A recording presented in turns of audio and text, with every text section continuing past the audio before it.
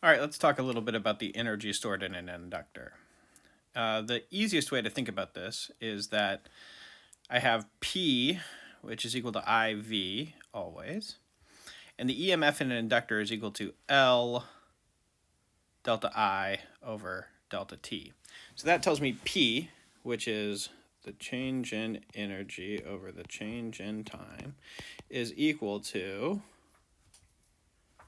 L I delta I over delta T.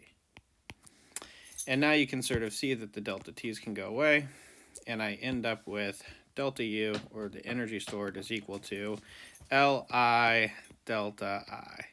And if I think about delta I can sort of take the average value, which wouldn't be the max or the minimum, but half of it, and I end up getting 1/2 Li squared.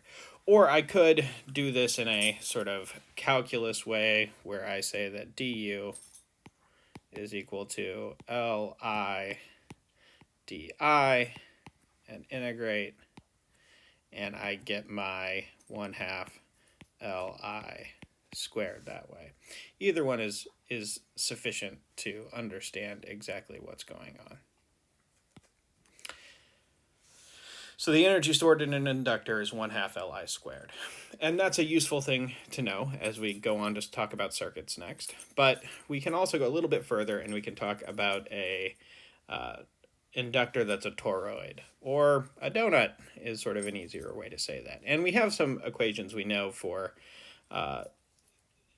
these toroidal coils. And one is that L is equal to mu naught n squared A over 2 pi r, where A is the cross-sectional area. And the magnetic field is equal to mu naught n over 2 pi r. And we can begin by saying, well, if mu, or U, the energy, is 1/2 Li squared, I can say that U is equal to 1/2 mu naught n squared A over 2 pi r, I squared.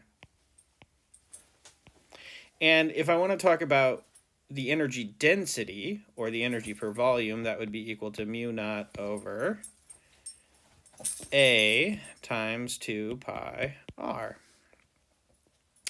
So that would be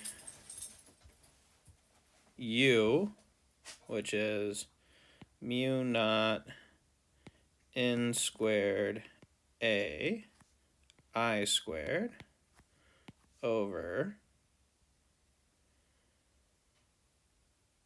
4 pi r times A times 2 pi r. So my a's cancel out. And I'm just left with something that looks like 1 over 2 mu naught n squared I squared over 2 pi r squared. And this B should have a I here, I believe.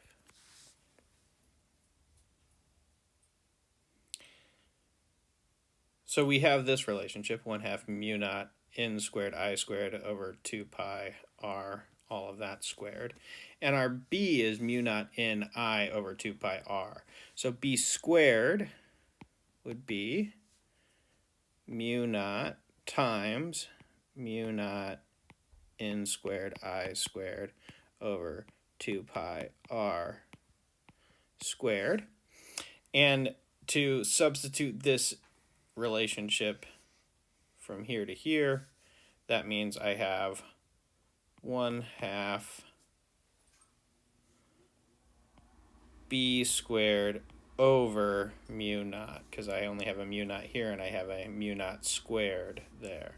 So the volume density is equal to B squared over 2 mu naught.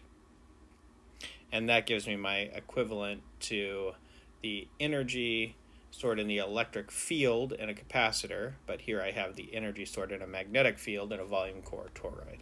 Thank you.